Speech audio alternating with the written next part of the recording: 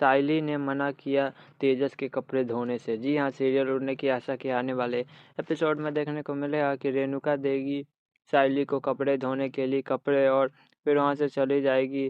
तभी रोशनी आएगी और कहेगी कि तुम ये शर्ट धो दो, तेजस को जाना है ऑफिस, उसकी थोड़ी मीटिंग है। तभी देखने को मिलेगा कि सायली मना कर देगी धोने से और कहेगी कि मुझे इस शर्ट में कोई भागीदारी नहीं है, मैं इस शर्ट को नहीं धो सकती। मैंने पहले भी कहा है कि मैं तेजस का कोई भी काम नहीं करूँगी।